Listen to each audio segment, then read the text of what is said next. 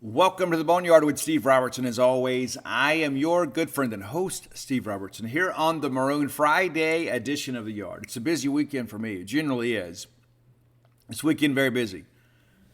All right, so kind of get you up to date, too. So, just on the show, September 30th, Hobie's on Main, Lily and Axe, Twist, four-way stop. Getting excited.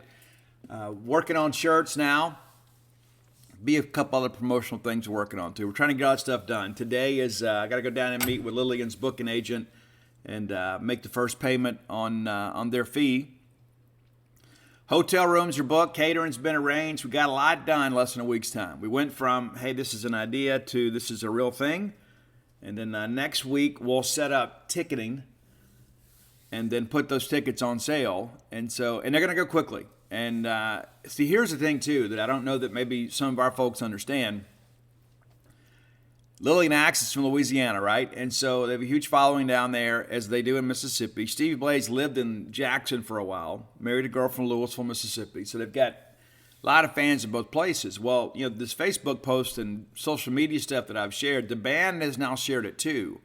So you have fans from down around Louisiana and around the southeastern region that are planning to come.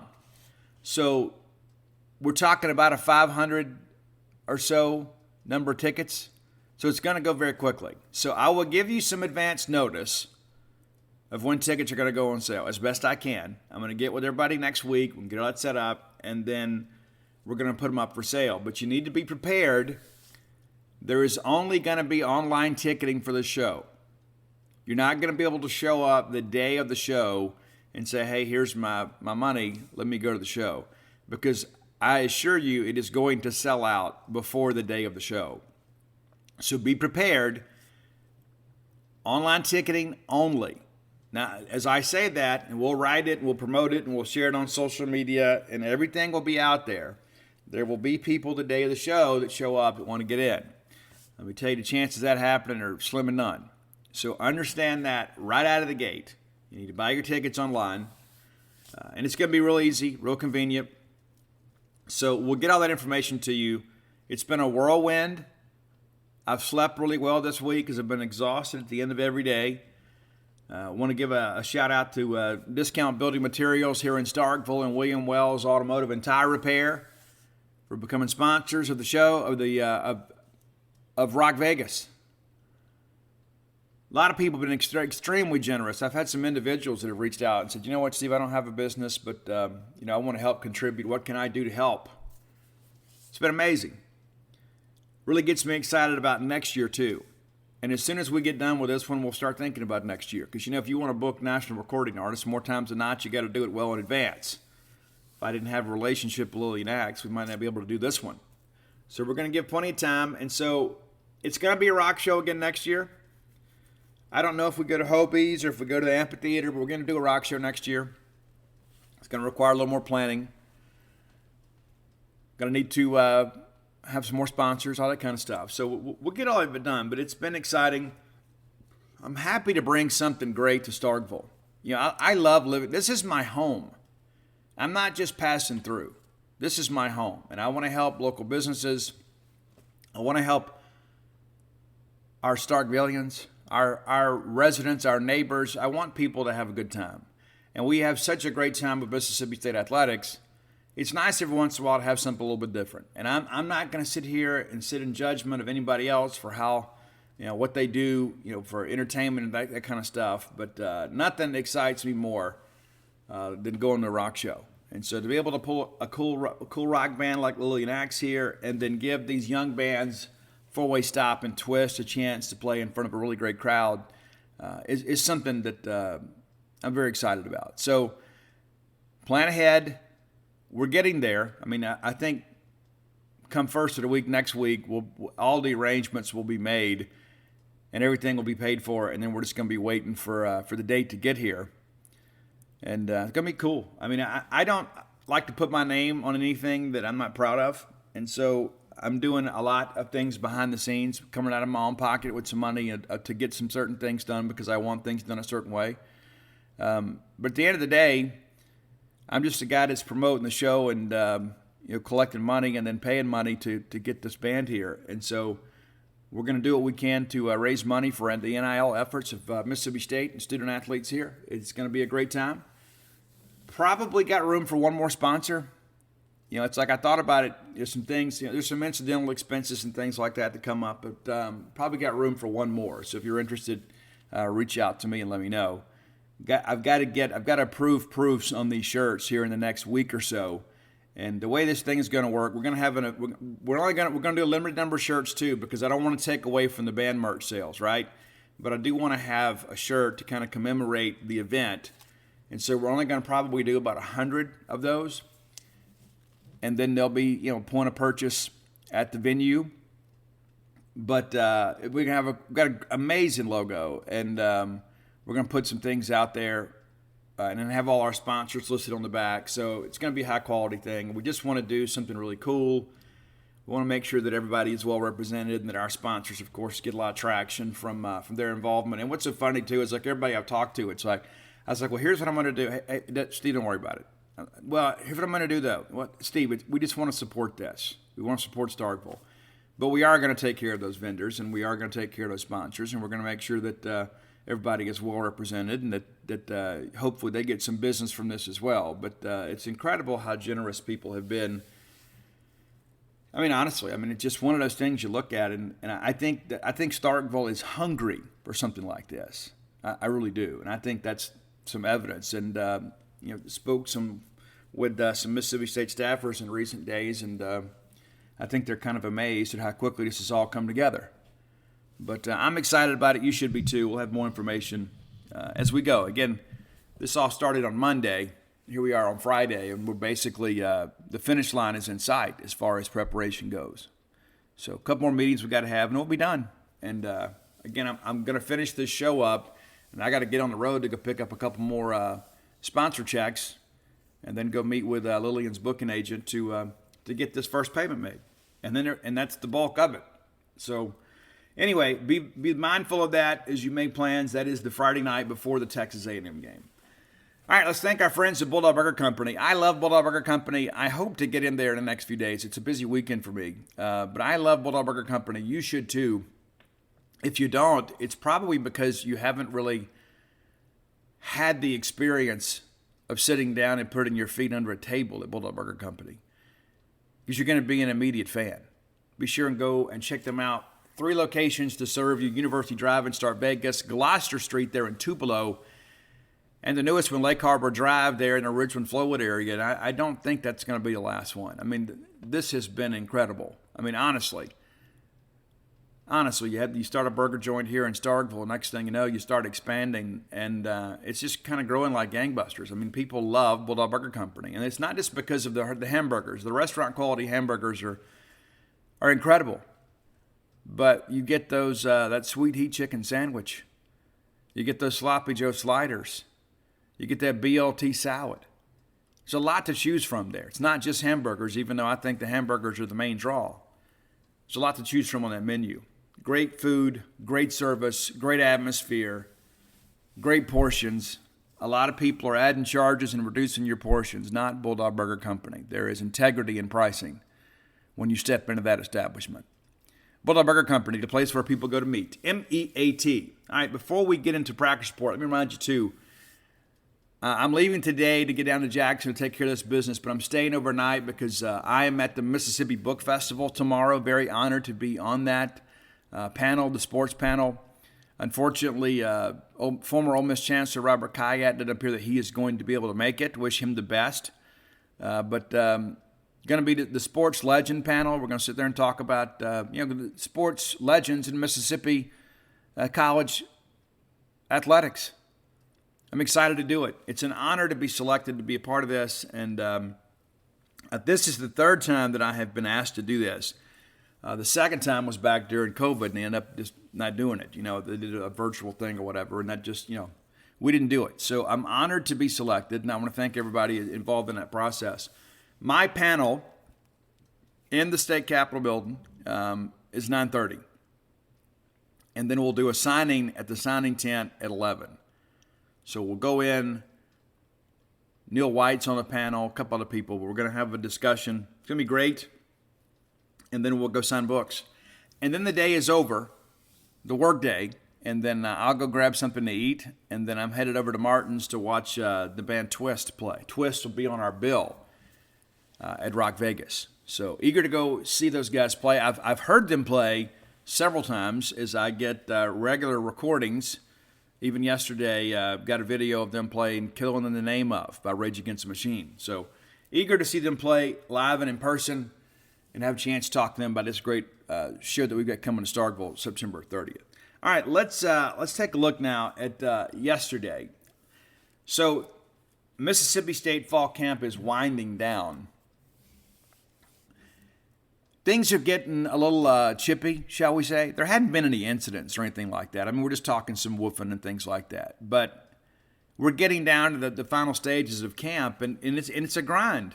I mean, it's 6 days a week, right? You get the mandatory day off, but those 6 days, you're all come in a row, right? It's just kind of how life works. But we're down at the end, and you can tell guys are just kind of ready for things to move forward. It's like, okay, we've done this. We've been hitting on each other for a while. And Zach Arnett is unrelenting. He just is. Zach Arnett is highly motivated, very competitive guy. Zach never takes a play off. They're always bringing heat. They're always changing things up, really putting a lot of pressure on the offensive line. And they need to, right? Because the offensive line, if you don't see it in practice, how will you ever handle it in a game?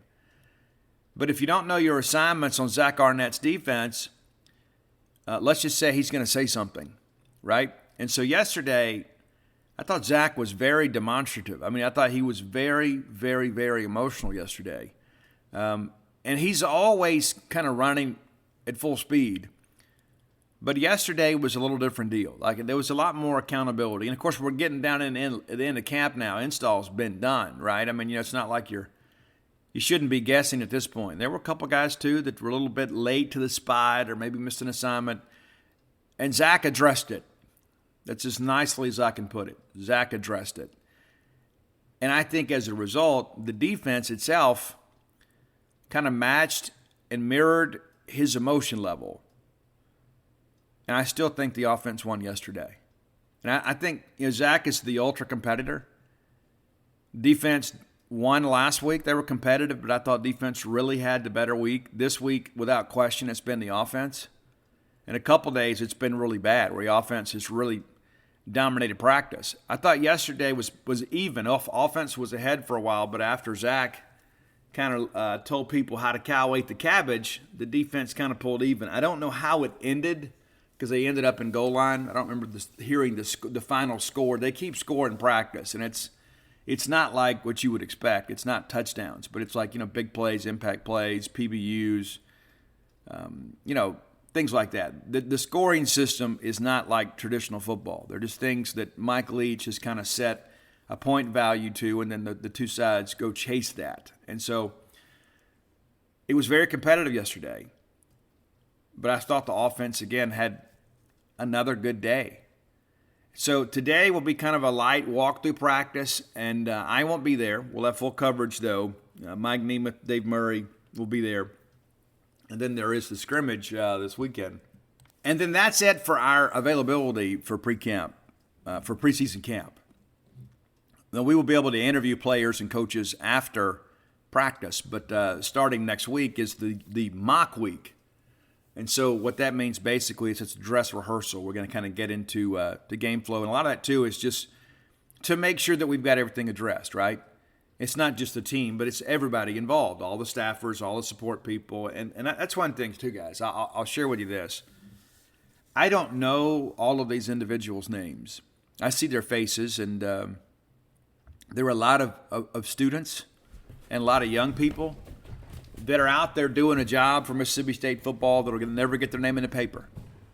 You have people out there running down footballs and people filling up water bottles, and you have people addressing issues and doing things basically to ensure that the team doesn't have to stop practice. Now, those people will never, ever, ever, ever be recognized at Davis Wade Stadium. They'll never have their name in a program. They're never going to have a highlight video, but they are an integral part of what we do. And again, I don't know your names, but thank you for your service to Mississippi State. And I know there are a lot of people that would love to be in that opportunity to be out there and just be around the team and help. But I tell you what, these young people, they do a professional job. They do. It's not out there. They're not out there fanboying and fangirling. They're out there doing a good job. And they have my respect. And I wanted to recognize them on the show. I wish I had a list of their names. I would share it so their families and those that love them would have a moment to be proud of them, and they should be. But I was struck by that yesterday. I mean, it's not any cooler for them than it is for the rest of us, right? I mean, it's hot out there. I never hear people complain. But they're young people out there that they have my respect. And there's so many times, when football would get loose after practice or after a play, there's an overthrow or defensive play or whatever. And they're on it, man. I mean, they do a really good job. And there are young people all around the country that are doing this kind of thing, but I wanted to recognize ours today. So, now, all that said, let's take a couple. There's been some position battles. The depth chart, for the most part, has been, I hate to say set, but I think there was a lot of carryover, from the spring. Now, Corey Ellington was elevated earlier this week to the first team safeties. And I don't think that lasts. I think he's a guy that he didn't have a great day yesterday. I thought he was really good. My days begin to run together. But I thought he was good earlier this week when he was running. I guess it was Tuesday before we had the day off. I thought he was really good. And Jalen Green was running second team. But yesterday, Ellington had some struggles at times. And mainly it was mental errors, not physical errors. Like he got out of position a couple times, especially late. And so that's something that we'll watch as we kind of move forward. I think in the end, Jalen Green is going to be the starter. And maybe Zach Arnett's trying to send a message to Jalen Green by demoting him second team. But these are the things that happen in fall camp. It doesn't mean that the guys aren't playing well. Sometimes, other people just kind of elevate their game and have a better week. That's why it's called a position battle. That's why you have competition. But if yesterday was any indication, I think Corey Ellington's run with the ones is probably a little bit short-lived. Not to say that he won't be a starter next year. He may end up being a starter at some point this year. Like if Jalen Green eases up, Ellington will be back in the starting lineup. But you saw last year as a freshman, Corey Ellington earned some playing time. So we have some high hopes for him. And I tell you, I posted a picture of him yesterday with an article that we had written. But he is a good-looking player. I shared with you guys before he'd kind of reinvented himself. But that's something to kind of watch as we get into the release of the official depth chart. And let me go ahead and say this too. If you know Mike Leach, all of that should be taken with a grain of salt. A lot of people are going to play for Mike Leach. A lot. But also, too, those depth charts, more times than not, are filled out by an SID, just kind of their best guesstimate. And in some respects, entertainment value only. It doesn't matter what's on the 2-deep chart when we get into the ball game, right? This is just kind of how the game's going to start. But let's just kind of run through some of this, real quick here. Obviously, Will Rogers is the undisputed starter. And again, I think Sawyer Robertson has had some good days in camp, but I think it's apparent, too, that Sawyer needs some more seasoning, but that Will Rogers is certainly the starter. I think the running back situation remains as it has been. It's DJ and Woody. I think Simeon Price is right there.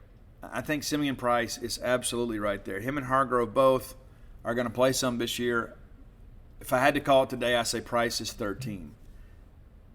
All right, offensive line-wise, that's still I don't know that I would say it's officially over, but I think at this point you should expect Quatravius Johnson to be the left tackle, Nick Jones to be the left guard, LaQuinton Sharp to be the center, Albert Reese to be the right guard, and Cam Jones to be the right tackle. Now, Cole Smith could factor in there, too. The thing with Nick Jones and Cole Smith is still kind of back and forth, but I have seen Nick Jones get more of the first-team rep as of late. You got to get basically 7 or 8 ready to play, and I think, obviously, you feel really good that Cole can get you some quality snaps. And so I think you probably feel like you've got 6 right now. Lasoya is interesting. You know, he's a guy that came in we thought could potentially be a right tackle, slides to guard. Now he's working second-team center. But I think we know what the 5 is going to look like. I think we're pretty much settled with every bit of that. Cole Smith could play either one of those guard spots too. So don't think for 1 second that Cole's not in the mix, because he is. Really, any of those interior spots Cole could play. And it's good to have a guy like that. You know, it's got some flexibility for you. All right, wide receiver, it's this is one of those things too that is rather interesting. I think we have a pretty good handle on who the first team guys are. I think the second team guys are still somewhat up for grabs. Caleb Ducking, to me, has been the best Z throughout the process. And Jordan Mosley, I think, has come on in recent weeks. I think he has secured that second team spot. Antonio Harmon's going to play a lot too. Xavier Thomas is also playing out there. I don't know how much he plays this year. I don't know if you want to waste a year on him, considering the depth you have. Wide receiver is Jameer Calvin. However, I think Jaden Wiley has probably had the better camp. So I could see you're going to see them both a lot, right? Because we're going to play 8 receivers. But I think I wouldn't be surprised to see Jaden Wiley be the, quote, first team wide receiver, for whatever that's worth. I mean, because you almost play them both equally. X, it's Ra-Ra. I think Ra-Ra looks bigger, faster, stronger, more explosive, more committed. Not that he wasn't last year, but I think now that he's got a year of experience under his belt, I think Ra-Ra could be the breakout guy. A lot of people have said, Steve, who's going to be the go-to guy? I honestly think it could be Ra-Ra. If I had to pin an award on the most improved wide receiver of the fall, I think it's Ra-Ra, with an honorable mention to Caleb Ducking. Caleb Ducking has been really good in camp. Really good in camp. The age receivers, Austin Williams, and then, of course, you got some guys behind him. Scooby Ford's been down the depth chart a little bit, but he's been hurt. But he's been good in recent days. And, of course, you say, well, where's Tulu? Tulu's running second team. I think Rufus, Justin Robinson also in there too at X. But we're going to play a lot of receivers. Play 8 or 9 guys. All right, get into the defensive side of the football. I think this is a group, by and large, outside of a couple of secondary spots, I think it's pretty much a lot of carryover. Now, Jordan Davis, DeMonte Russell, both of those guys are going to be on the field at times together. This kind of depends on formations, right? I think when you go to an all-out passing drill, you probably want to find a way to get those guys on there. But they have been competing that defensive end spot. I like both of those guys. I think DeMonte is kind of finally realizing his potential. And his younger brother may not play a lot this year. Dontae Russell is explosive. Explosive. Now, he needs to get in the weight room, and he's done a good job adding weight since he's been here. But that's a guy who's going to be basically a 7-tech on 3rd and 15. You put him out there, and there's no way that most offensive tackles are going to be able to contain that guy. Deontay Anderson also in the mix too, but if I had to say it today, it's probably Jordan Davis or DeMonte Russell, and that's one of those things too that's been one of those things that has kind of been something to watch in camp. And DeMonte wore the yellow jersey yesterday, but he'll be back. Don't worry about him. But Cameron Young, I tell you this. Every practice, at the end of every practice, there are 2 guys every practice that get stopped by NFL scouts. Most days it's 3, maybe 4 guys. But the 2 guys that always get stopped are Darcel McBath and Jeff Phelps. It's going to be a really good draft for Mississippi State this year. and maybe mostly probably middle round guys. I think at this point maybe Emmanuel Forbes is probably the highest draft pick in this team for this class. But Jeff Phelps is going to get absolutely overrun with calls about his guys. Cameron Young, just kind of talking to some scouts out there, just kind of, shooting the breeze. They love Cameron Young. Is he a third rounder, fourth rounder? Is he a mid-round guy? Yeah. But this is a guy, too, that, again, Bob Shoup told me during his redshirt freshman year. Shoup tells me this guy's going to be the next great Mississippi State defensive line story. And he is. And I don't know that even some of our fans appreciate how good he is. There are some days out there he's absolutely unblockable. You say, well, Steve, y'all said that about Tyrus Wheat and Jordan. Yeah, we did. That guy's a tone setter, man. I can get off blocks, get in gaps. Got some young guys behind him, Jevin Banks, of course, Calvin Dinkins. But Cam Young is a dude. Randy Charlton, I thought Randy had a really good day at camp yesterday, too. And sometimes he's almost kind of the forgotten guy sometimes. People forget that he played basically whatever we needed him to play last year. And, of course, Nathan Pickering's a guy that can play multiple spots, kind of plug and play with him. But Nathan Pickering looks like we expected him to look. He looks like an NFL guy. Really committed himself. He's dropped a little bit weight, tightened up, looks stronger. I love this defensive front. Now, are they as good as that 18 defensive front? I don't know that I'd go that far because that was a pretty special group. You had 2 first-rounders on that group. This is the best group since then, and these guys could have played with those guys. It's a very talented group. And what's interesting, too, is if you kind of look up and down here, a lot of these guys weren't highly recruited.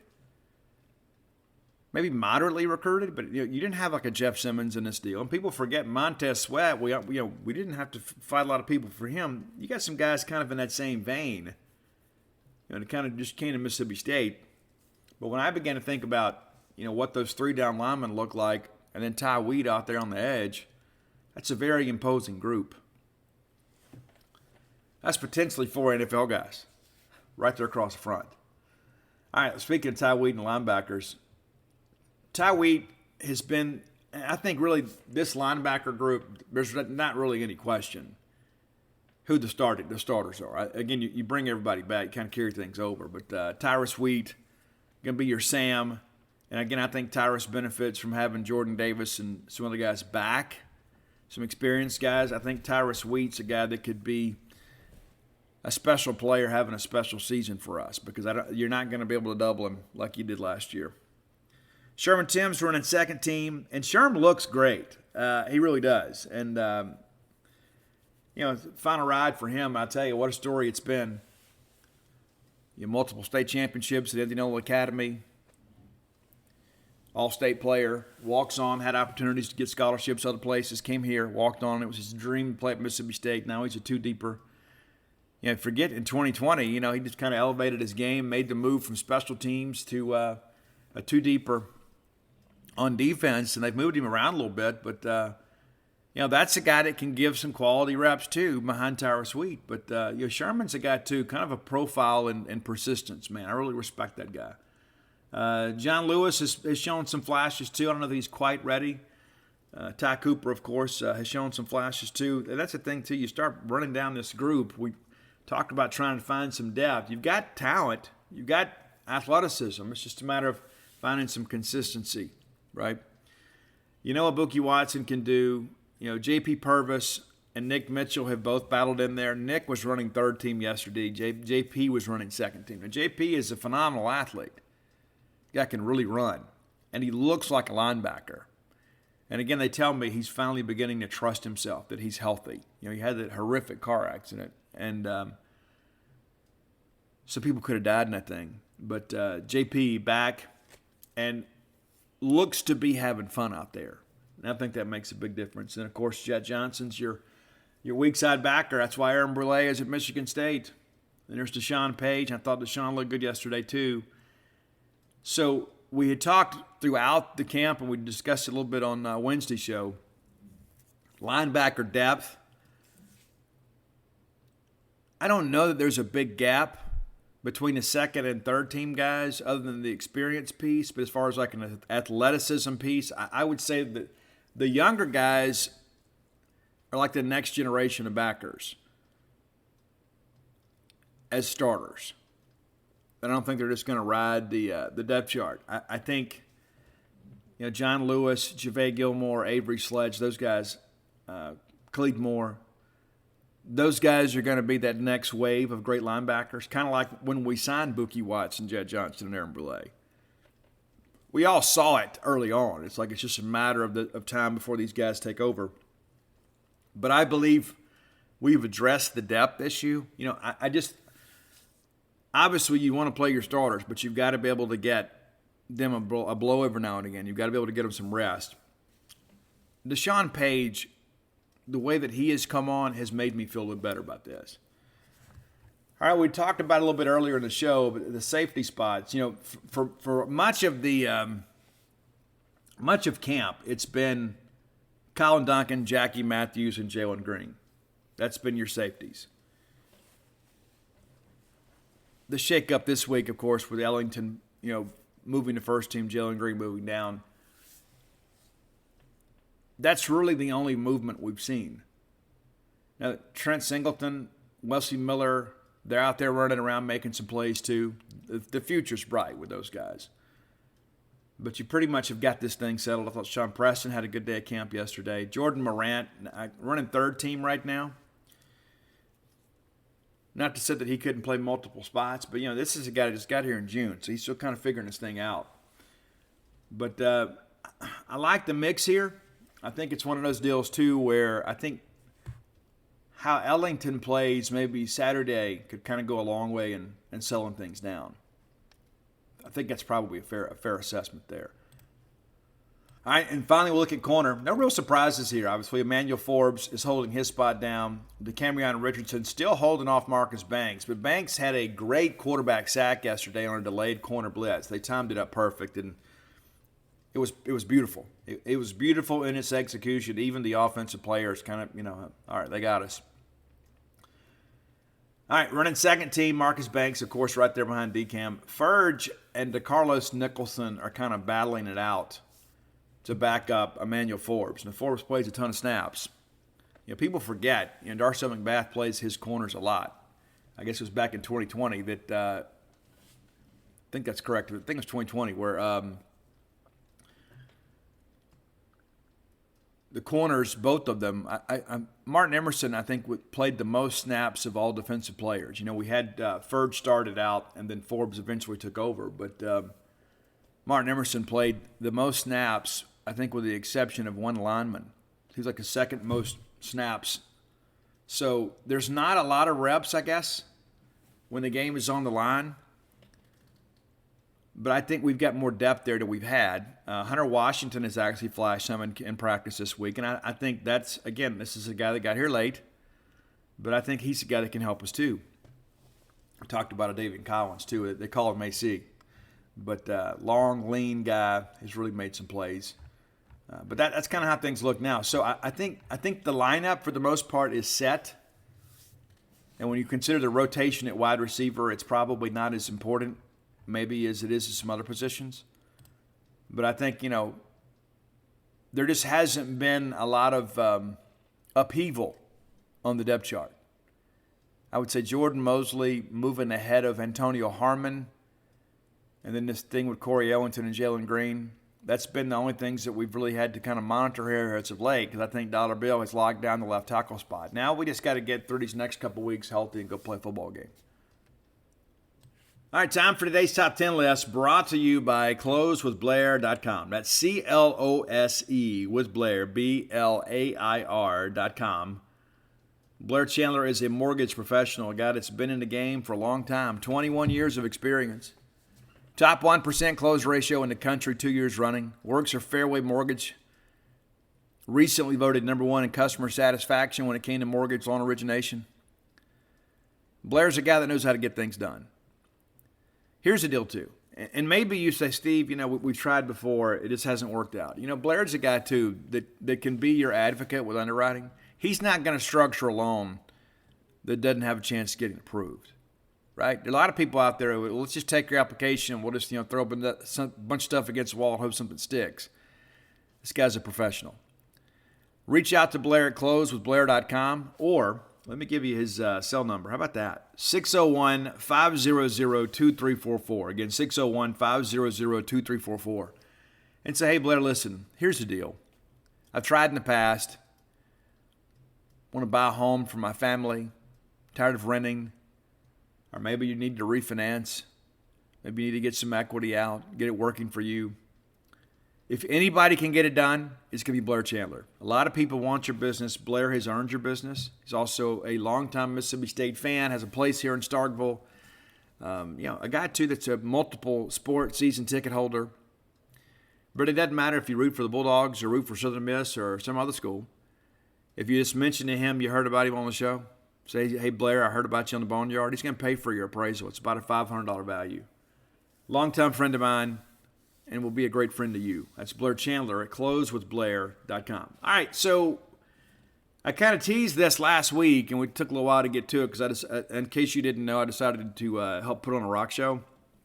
So kind of move some things back. But we've had a couple requests for this, and the last one that I remember before Roy brought it back to my attention was right after we had done some Van Halen stuff.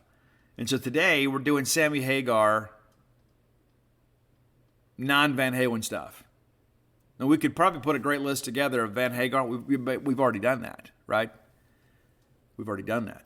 So here are the top 10 Sammy Hagar, and I hate to call them solo songs because one of these is with Chickenfoot, one is with Montrose, and the rest of them are Sammy as a solo artist. But Sammy was highly acclaimed and highly respected in the rock community before he joined Van Halen. And when he did, there were a lot of people, they were upset about David Lee Roth leaving, but I think most of us were kind of intrigued to see how this is going to work.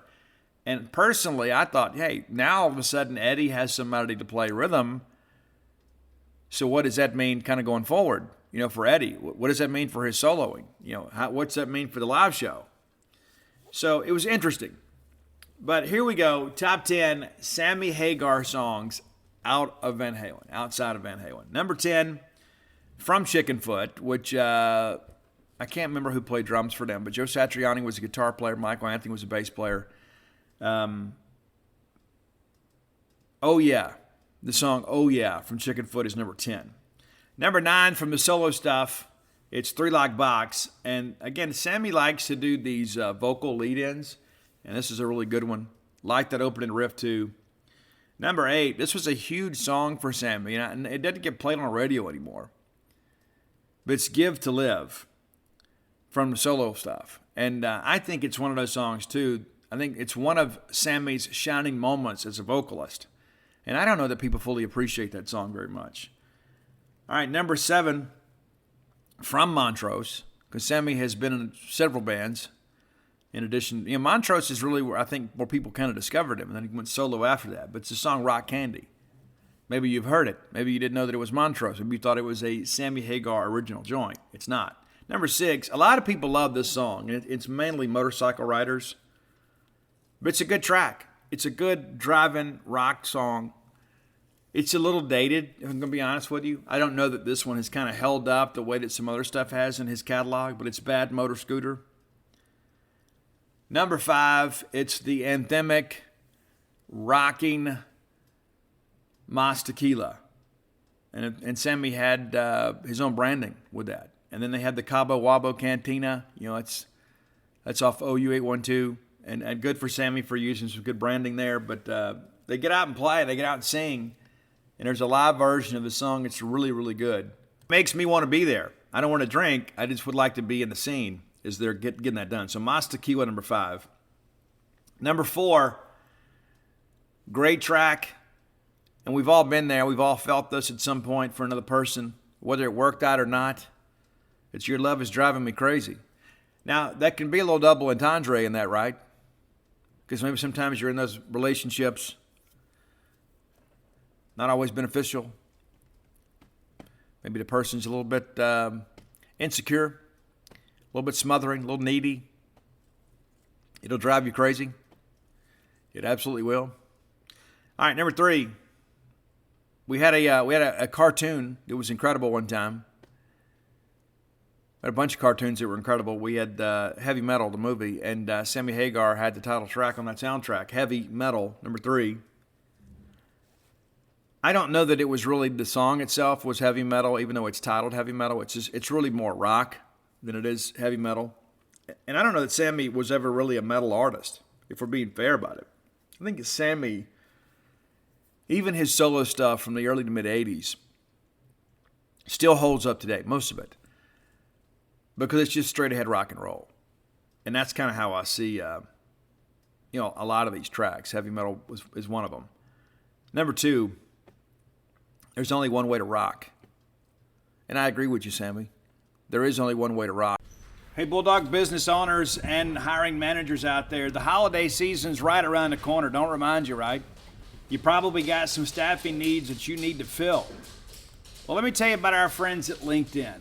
As you get ready to gear up for your hiring needs, make sure that your small business, or large business for that matter, is firing on all cylinders. LinkedIn Jobs is here to make it a whole lot easier to find the right people that you want to talk to fast and free. Create a free job post in just minutes on LinkedIn Jobs to reach your network and beyond to the world's largest professional network of nearly 810 million people. Add your job and the purple hashtag hiring frame to your LinkedIn profile to spread the word that you're hiring, and you can find people within your network to help fill your needs. Simple tools like screening questions make it easy to focus on candidates with just the right skill set and experience to maximize your hiring potential. It's why small businesses rate LinkedIn Jobs number 1 in delivering quality applicants versus their leading competitors. LinkedIn Jobs helps you find the candidates you want to talk to faster than ever. Did you know that every week nearly 40 million job seekers visit LinkedIn? Maybe it's time that you give it a try. Post your job for free at linkedin.com/boneyard. That's linked, LinkedIn.com/boneyard. Terms and conditions may apply. Which is where we're going to rock at Rock Vegas. This is one of those driving songs, too. You kind of put it on to turn it up, and it kind of sneaks up on you a little bit. Next thing you know, you're driving too fast. You got to have your cruise control set. That's one of the things I like about the Sammy solo stuff. The composition of the songs, it's very up-tempo. It's in your face. It has an edge. This is one of those. But number 1, and what else could it be? I mean, I think everybody bought this cassette or this album for this one song, and you got surprised because there was some other good stuff on that album. But nothing as good as this. The video is incredible. If you haven't seen it, you should turn it on. Sammy being a frustrated driver. It's I Can't Drive 55. That used to be the speed limit just about everywhere. And then they raised it, and thank goodness they did. But I Can't Drive 55, it is a great song.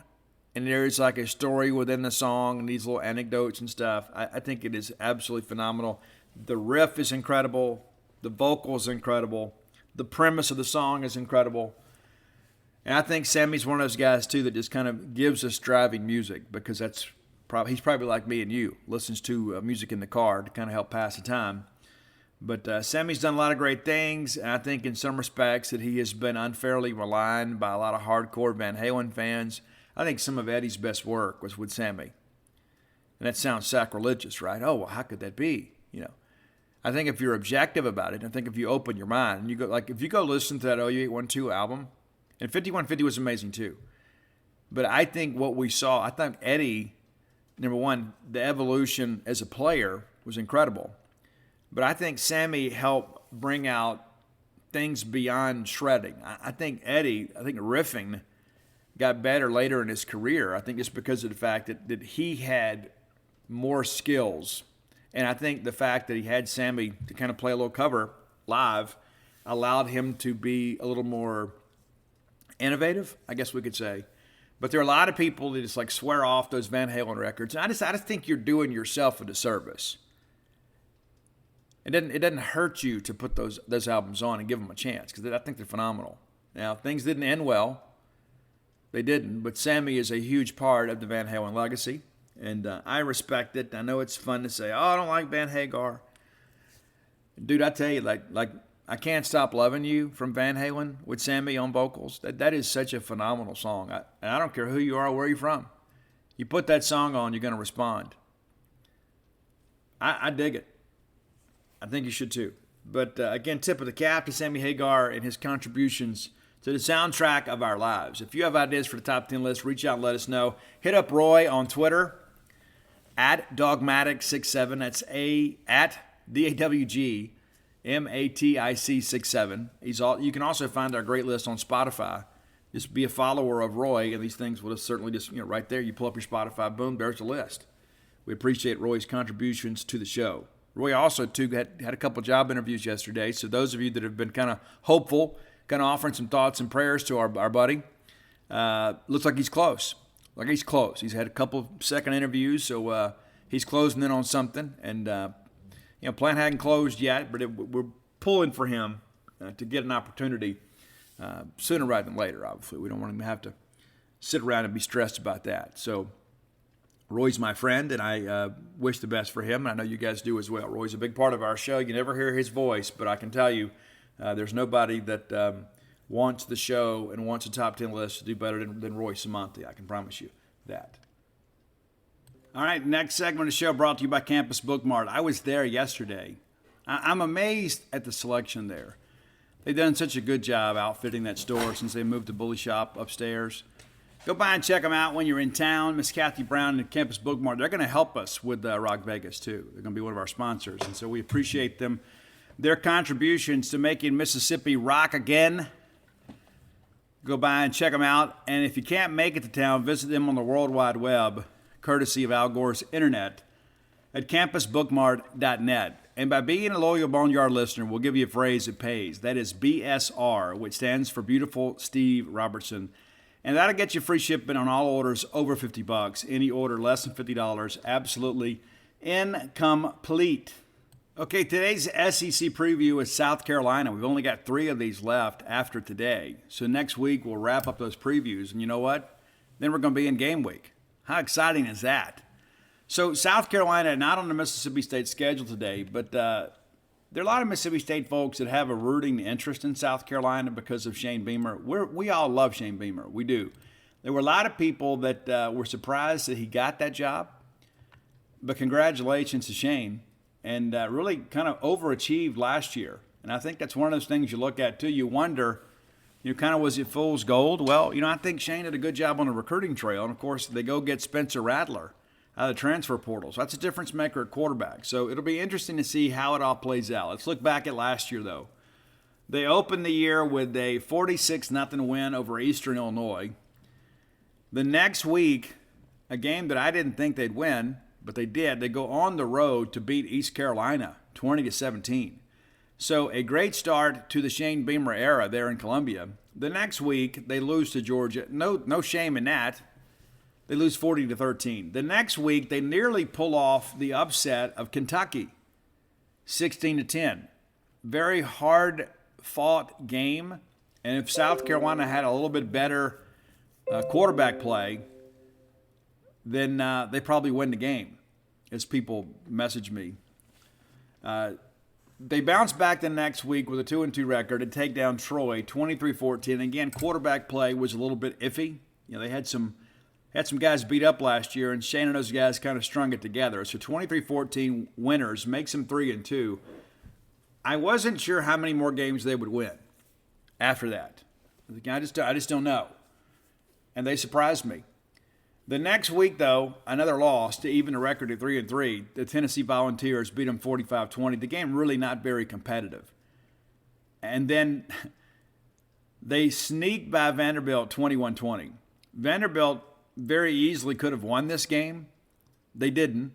South Carolina made the plays in the fourth quarter to win. So now all of a sudden you've evened things up at 4-4. And I really thought that South Carolina would likely lose out at that point. Is that 4-4? That's 4-3, excuse me. They go to College Station, Texas. They lose 44-14. That makes them 4-4. But I didn't think they'd win another one. They surprised us. after the bye week, they absolutely dominate the Florida Gators, 40-17, and that was in Columbia. And boy, were they living life large at Williams-Brice Stadium that day. It just seemed like everything South Carolina did, Florida had no answer for it. And again, one of those things, too, that really kind of signified the end of the Dan Mullen era. Very talented Florida Gator team pretty much quit on their own season. The next week, South Carolina travels to Missouri, and they lose 31-28. That Tiger defense, in no way whatsoever, considered a top-tier defense. They make some plays late. They win 31-20. Missouri wins 31-28. So now you're thinking, okay, these guys are 5-5 with 2 games to play against Auburn and Clemson, a pair of Tigers here. Both of those games in Williams-Brice Stadium. They sneak by Auburn to achieve bowl eligibility, 21-17. The next week, they get absolutely blasted by Clemson, 30-0. But there's going to be postseason football for the Gamecocks. They go to the Duke's Mayo Bowl, formerly known as the Belk Bowl, and they play North Carolina. Now, I don't know if you know this, but there is a huge rivalry between South Carolina and North Carolina, not just as football programs, but as states. Huge rivalry. So a big win there for Shane Beamer and his staff. So a very successful season in many respects in year one for Shane. I still believe they benefited from the fact that Florida imploded. And, of course, they won some close ball games. You can say they narrowly won those games, but they won them. They still count. But it was kind of an interesting season. The games were either complete blowouts or really close. There was not a lot of middle ground there. I mean, you start looking at these losses. I mean, you lose by 30 to Clemson, lose by 30 to Texas A&M, lose by 25 to Tennessee, lose by 27 to Georgia. So a lot of growing room left to do for South Carolina. And so Shane goes and hits the portal. And Shane hits a recruiting trail really hard. Of course, the big in-state recruiting win, they go get Blanton, from MRA. That was one of those things too that up until the very end, I believed he was going to be a Bulldog. Stone Blanton, of course, grew up a Mississippi State kid, and then ultimately decides to go to South Carolina, and give Shane Beamer and his staff a lot of credit for winning that. And wish Stone the best. It's not against us. Hope he has a great career, meets his wife, gets a college degree, and loves life. But, Shane's going to be a factor in Mississippi recruiting. Aiden Williams is going to announce on Sunday. South Carolina a finalist there, Mississippi State not. So not a lot of style points last year for the Gamecocks, but again, 7 wins. It's the same number we had too. I mean, you look back in hindsight, who would you say had the better year? Well, I would say Mississippi State did. But at the end of the day, they won 7, we won 7. All right, so Spencer Rattler, of course, is going to be a big part of things. They have some offensive skill. And that's the thing you look at. It's like you look at this and say, okay, is this a team that can replicate last year's season? And then possibly. And it's all going to boil down to former Oklahoma quarterback Spencer Rattler. And a lot of people say, hey, this is a guy that's got some baggage, but the guy is incredibly talented. He's a guy, too, that will throw the ball up for grabs, and he's not going to have the supporting cast around him, perhaps talent-wise, that he had at Oklahoma. So his decision-making process has got to be a lot better than it was. And, Shane's a guy, too, that's very level-headed. I think Shane's a guy, too, that doesn't get down on his players. I think as a result, they play hard for him. And I remember last year watching some of these post-game celebrations where Shane got very emotional. I think these guys really responded for him and really kind of validated South Carolina administration's decision to hire him. But this is a South Carolina team in many respects that is maybe built to win now. A veteran offensive line that, if I'm not mistaken, returns all 5 starters, and that's big. And they get a couple of, big guys back as reserves too. But they were not good last year against the pass rush. That's got to get better. But perhaps the mobility of Rattler kind of eases that transition a little bit. They do get Wake Forest running back Christian Bill Smith to come in to kind of help, push this thing along. Marshawn Lloyd, of course, is back. So you got some skill on the offensive side. Josh Vann is a guy that can really play. So we'll see how that goes. But again, a veteran offensive line, a mobile quarterback, and you have some skill positions, and where perhaps you were a little bit deficient, you hit the portal, and you got a veteran guy. So this offense could be much improved over a year ago. I'm eager to see these guys play. Now, South Carolina, really good last year against the pass. They were strong in the secondary, pretty good to pass rush, really good at creating turnovers. But here's the reality. A lot of teams were able to kind of line up and run over them. That's got to get better. And that front seven did have some losses last year. Jordan Birch is a guy they're expecting to kind of step up for him.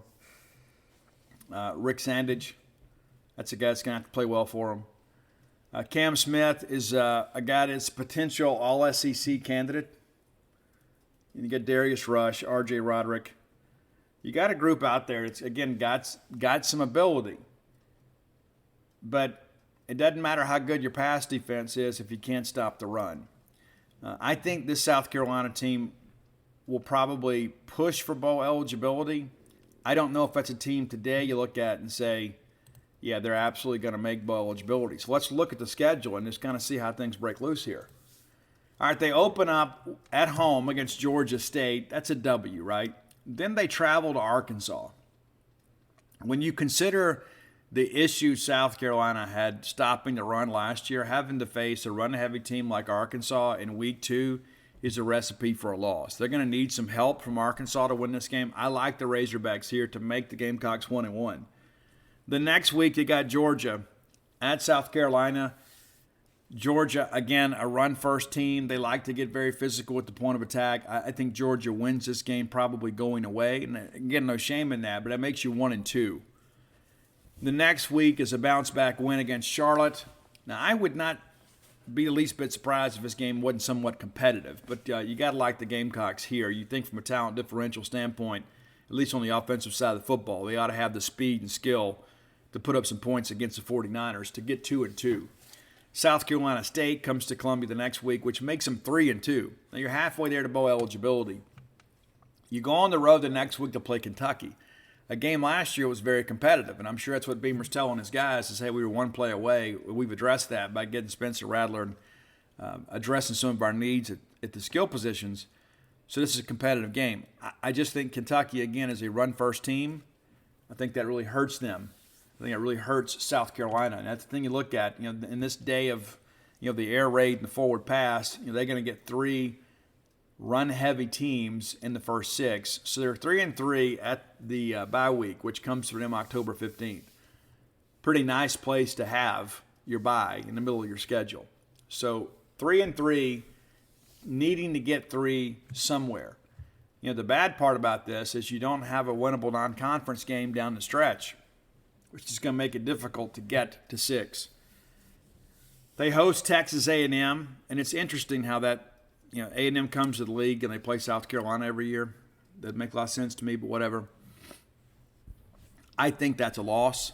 Again, A&M's going to want to run the football. The Missouri Tigers will travel to Williams-Brice Stadium. That is a real toss-up game. And again, remember, Missouri won the game last year despite their poorest defense. But I like South Carolina here to make the team 4-4. Then you go to Vanderbilt. That's a W there. So they're 5-4 with 3 to play. And it's murderer's row from here on out. At Florida, and Billy Napier, while they run the spread offense, they are essentially a power running team. They spread you out and basically run leverage against you. Not to mention the way that South Carolina embarrassed Florida last year. Florida will be waiting in wait. Pardon the poor phrasing there. They will be eagerly anticipating the arrival of the South Carolina Gamecocks. All right, so I think that is a loss, which makes you 5-5 with 2 to play. You host Tennessee. I just don't think South Carolina matches up from a talent standpoint. I think Josh Heupel and those guys, provided they stay healthy, are going to do a good job running the football, and I think Hooker is probably going to emerge as a star this year. So that means you're entering the rivalry game against Clemson at 5-6. Could you pick Columbia? Could you pick the Gamecocks to go win this thing? I think you can't. And so as a result, I've got South Carolina going 5-7 this year. And again, last year I thought they were ahead of schedule. But South Carolina, because of this Clemson thing,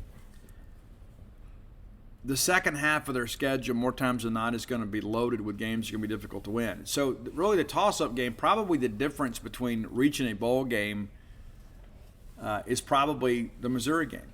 I think you win that game. I think you have to win that game, and you probably have to pick off Kentucky.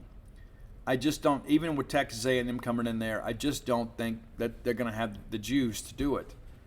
So again, the first half of the schedule is not a cakewalk by any stretch of the imagination, because your three SEC games are Arkansas, Georgia, and Kentucky.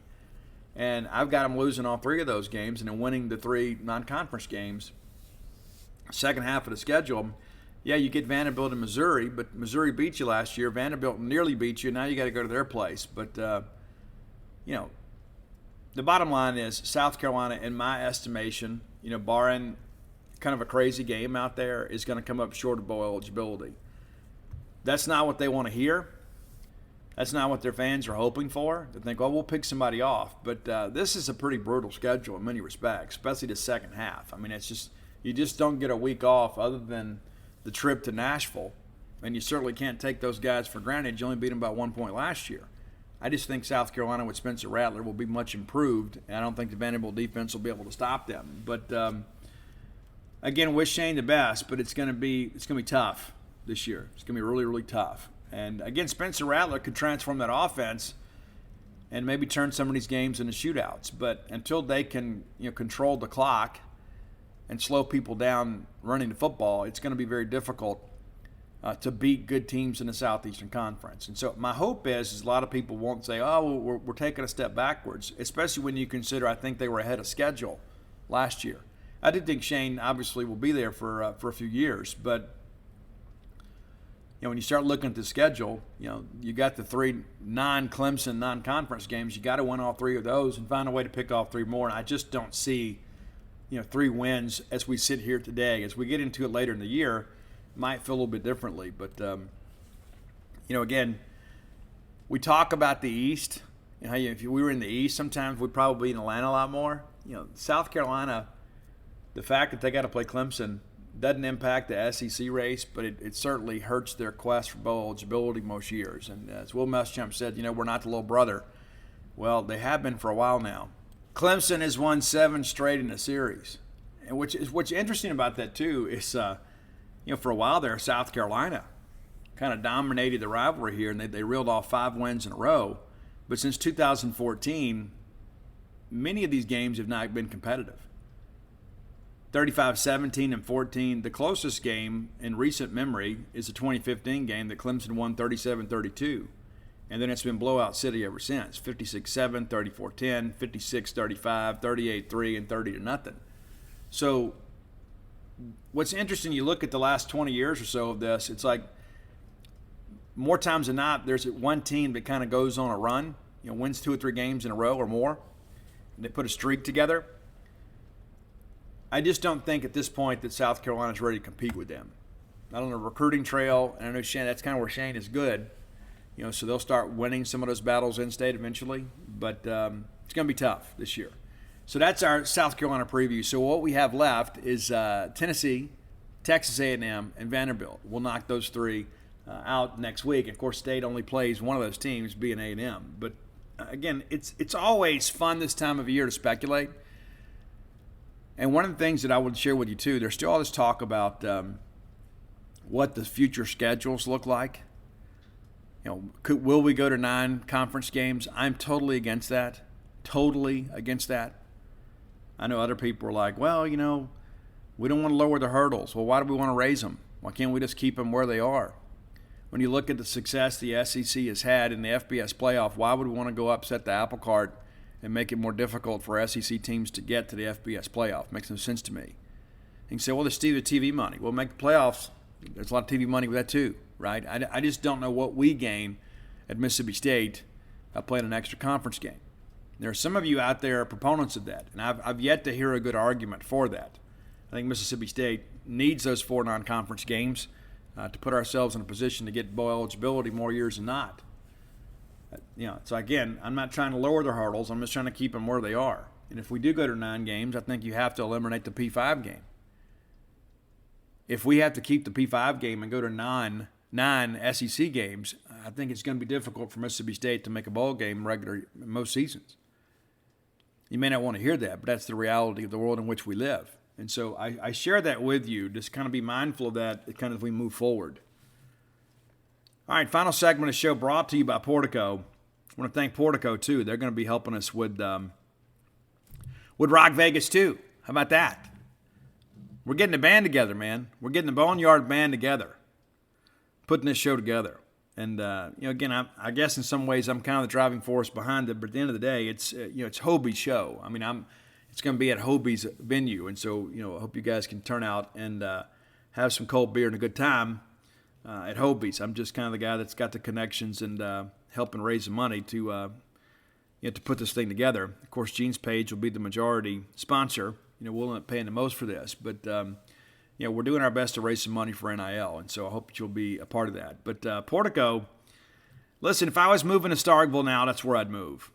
And maybe some of you have considered that. Hey, I'd like to move to Starkville.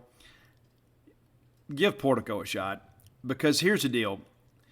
There are a lot of residential developments in Starkville. There are. This one's 1.1 miles away from the Mississippi State campus. How cool is that? And it's the quiet side of campus. Easy to get to. Turn off 82 on a 12, very first right's Pat Station Road. That gets you home.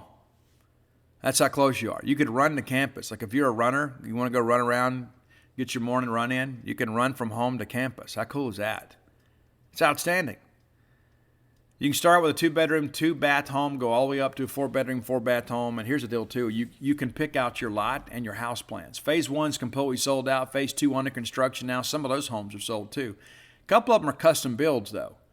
So, like if you need a home office or there's some things that you want to do at your residence that maybe doesn't fit maybe a traditional family, maybe you're like, hey, this is what I want, and this is what you can get.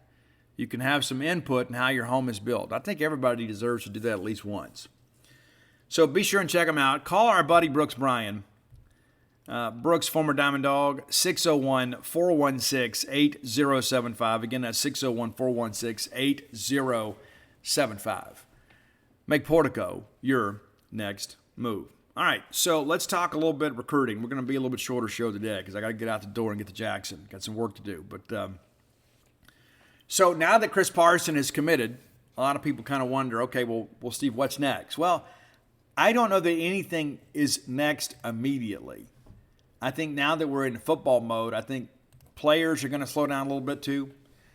I think everybody's getting ready to go play a game. Matter of fact, it's private school football has already started in Mississippi. We have jamborees tonight, and then we'll get out and play a regular season game in the public school ranks next weekend. And my current plan is to go see Ty Jones from Bay Springs take on Get Perkins and Raleigh. I think that'll be a great game. That's in week 1 at Raleigh. So my current plan is to head down there and see them. I got to double check that, but I believe that's what we're doing that week. And then at some point here in the next few weeks, I'll get up and see Chris Parson play. How cool would that be? Excited to do that. But with Parson in the boat now, I don't think there is an immediate commitment. Now, things change. I mean, guys like Justin Brown was a guy that we thought he might take some time and take some additional visits, and the next thing you know, it's like, okay, I'm setting a commitment date, and that worked out well for us. But we don't see anything right now in the immediate future on the commitment trail. Now, again, you got at least 10 more spots to fill. You got to be, the new rule will pass, but you got to beat 85. But heading into this recruiting cycle, I think we had 23 spots left, and 1 or 2 guys will transfer, so that'll make a full 25. But the reality of it is, I think if we're going to relax those one-year initials, that just the 25 thing just kind of becomes part of the past. But again, let's take a quick inventory here of kind of where we are. Okay, we got the quarterback, right? Got the quarterback. We have a running back in Seth Davis, and Seth will have a big year out there in Katy, Texas. I mean, the guy's explosive. The guy's a very productive player. My concern's always been is the size. Is he going to have the framework to put on the mass necessary to step up in the A gap and hit a blitz and Mike linebacker? I don't know. But as far as production, the guy's outstanding. The guy's explosive in the open field. It's a guy that runs away from people. Wide receivers, we have 3 at this point. We expect to sign 4, maybe 5, just kind of depending on how things break out in the portal. And, of course, too, we're not going to turn away good players. And so if Steve Spurrier finds a couple guys out there, because you expect some guys to transfer. I mean, it's sad that's the world we live in, but that's the reality of where we live right now. You'll have some guys down the depth chart to say, listen, I'm going to go somewhere else. All right, so let's get a little deeper here. Offensive line. You've got 3. We're going to sign at least 4, more than likely 5. One of those 5 could be a transfer. That is not carved in stone, right? We probably would like to go get a transfer, but, transfer offensive linemen has kind of been a moving target for us in these first 2 years of the transfer portal process. We got Stephen Lasoya, but, here we got him, and then at this point he's not expected to start. And so you might be better served getting a high school guy and bringing him up your way. Just don't know. That's a decision that they will take some time to kind of figure out. I think we're done in state with offensive linemen. And, of course, you got Joe Crocker. I need to get up there and see him play at some point. But, with Zay Alexander, Malik Ellis, and Joe Crocker, the building blocks of a really good offensive line class are already in place. And now you can kind of go big game hunting. Brandon Solis is a guy that we've been on a little bit. Stanton Ramos, a guy committed to Michigan State. That's the thing, too. In each of the last 2 years, Mason Miller has flipped a Power 5 offensive line commitment late. Multiple guys. Most of the time. People forget Albert Reese is a guy that was already committed. We flipped him. We took 2 from Virginia Tech in back-to-back years. And so I always expect Mason to get somebody else late. Could that be Stanton Ramos? I don't know. We'll see. But the reality of it is that the fact that you have 3 high-quality offensive linemen already in the boat, you can kind of take your time. You don't have to go out there and just say, okay, I'll take a project guy. You may decide to do that in January or maybe even late December. But the reality of it is that State can afford to be very picky. Now, defensive line recruiting, got to be patient here. We only got the one guy in, Joseph Head, and he was one of the first commitments to the class. I continue to hear that we may take a JUCO interior guy, and we probably need to, especially if Nathan Pickering goes pro because he does still have the benefit of the COVID year. Cam Young is going to be gone. Jaden Crumberty going to be gone. You start running down the list here and you start thinking, we're going to need an influx of talent. I think we're actually pretty good on the edge, but probably need a big-bodied guy that can play there in the middle, play on the interior. And so whether it be a portal guy or a junior college guy, and there are some Power 5 bounce backs in the JUCO ranks in Mississippi this year. So look for those names to emerge. Once they get out and have a chance to go evaluate those guys in person, I won't be the least bit surprised to see that we have a JUCO defensive interior guy offered maybe midway through the season. So that's just something to kind of watch as we move forward. But going to take 3 defensive linemen in this class, and you got Joseph Head as your edge. Probably need to get a true defensive end. Is that Caleb Bryant from Vicksburg? I don't think he holds to Utah. I think he's going to get some better opportunities closer to home. I think one of those is Mississippi State. He already has that offer. I know that he does plan to take an official visit to Mississippi State. But watch that junior college thing closely. All right, linebacker, we could be done. I was told we'd probably sign 4. But I like the group. I think we're beginning to stack some good linebacker classes together. Tobias Hinton, of course. I think Ty Jones is going to play linebacker. He is an athlete, so he could play other spots. But you feel really good about where they are there. Zachary Tillman, of course. But, going to take probably one more. I think what they'll wait and do is just kind of see how the season goes and see how some of these young guys develop. And then, what happens with the returning players. Does somebody take a COVID year and come back? If they don't, maybe you got to go get a portal guy. So that's an option as we kind of move forward. Defensive back, I think this is where the bulk of the class kind of comes from. What's left. You got Kelly Jones, you got Jalen Abram, you got Dante Kelly. I think you need some additional defensive backs, and I think that Chris Parsons is actually going to help with that, even though they're not going to play on the same side of the football. I think that's a big part of things as we kind of move forward. We've got to go out and get some safeties. You've got some veteran guys that obviously will contribute this year, but you've got some other guys too that need to develop. But some of these guys are going to be gone. Some of this, that's we talk about having a veteran defense. The flip side of that is, guys like Jalen Green, Sias Furge, they're going to be gone. Emmanuel Forbes could declare early and go pro. That's something to really watch. Sean Preston, Colin Duncan. And so there's some names that you have grown familiar with. They're going to exhaust their eligibility this year. And then we'll see how things progress. But you're going to see, I think, a lot of defensive backs in this class. I think it'll be very safety heavy. We need some safeties. I like our young guys, but we're going to need more than them because that's a personnel group that's going to lose some regulars. So that's kind of how things sit today. I would say, again, it's at least 10 more spots in the class. Could be as many as half of those being defensive backs. And you really run through it. That's just kind of the deal, I'm just kind of thinking outside the box here a little bit too. I think you probably scholarship in the kicker. Biscardi and Rabin will be gone after this year. Probably you've got some preferred walk-ons committed, but I expect them to probably go and scholarship a portal kicker as well.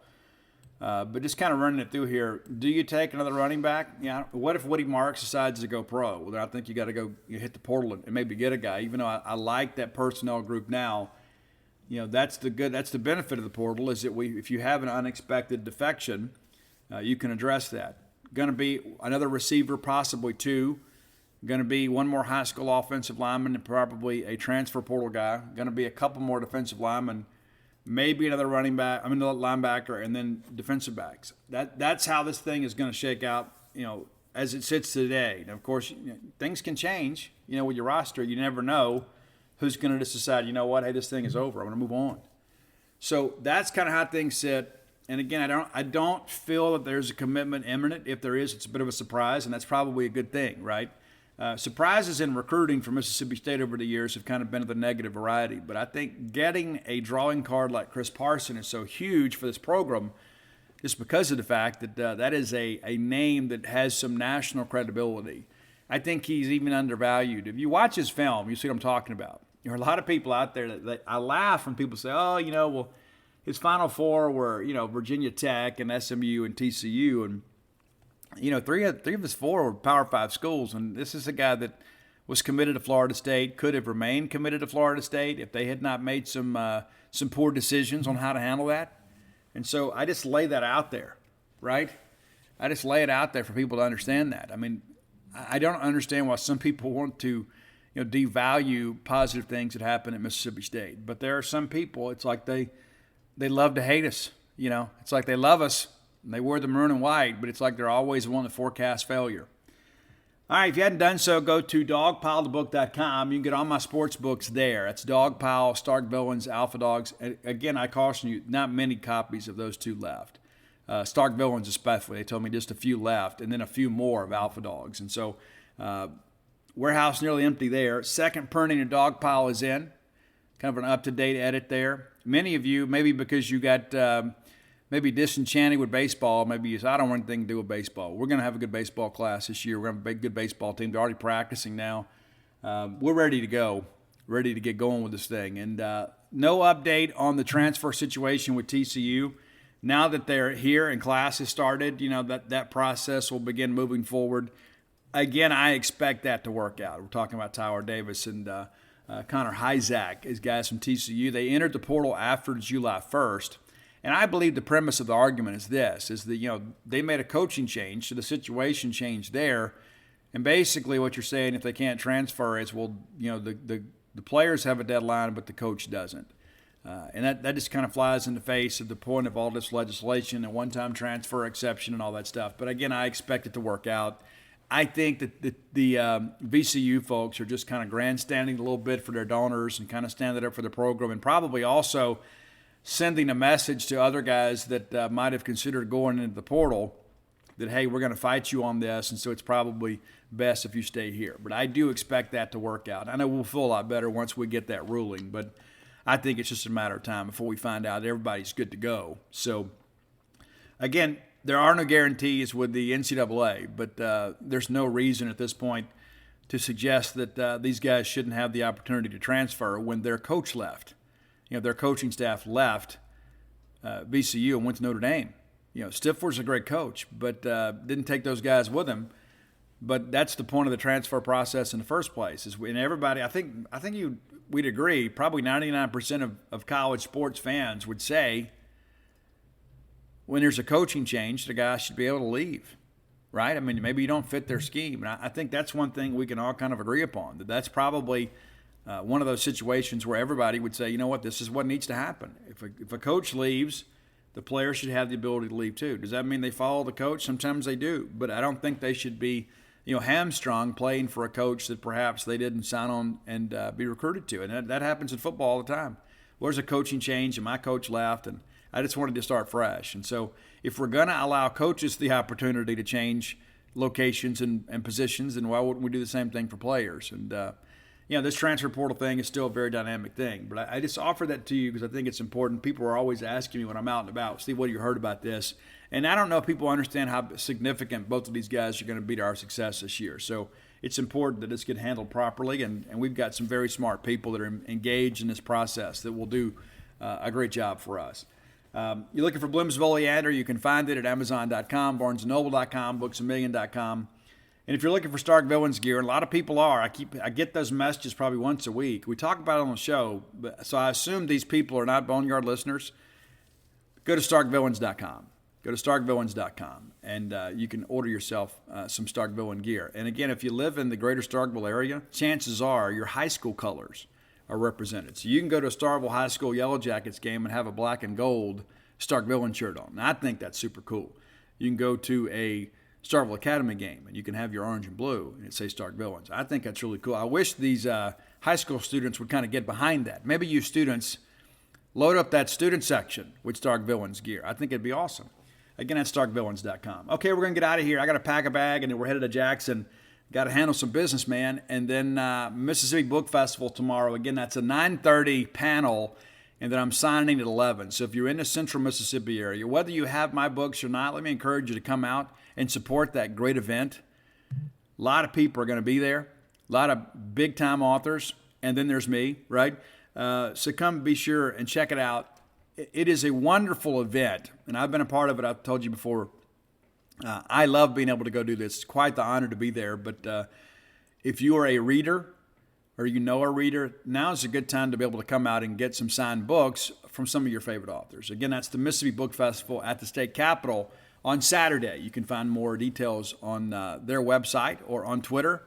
And it's a Mississippi Book Festival. Be sure and come check that out. Well, that's it for today. We'll see you guys next time. Until next time, let's all live our lives in a way we'll make more friends than enemies, and people can see a difference in the way we live.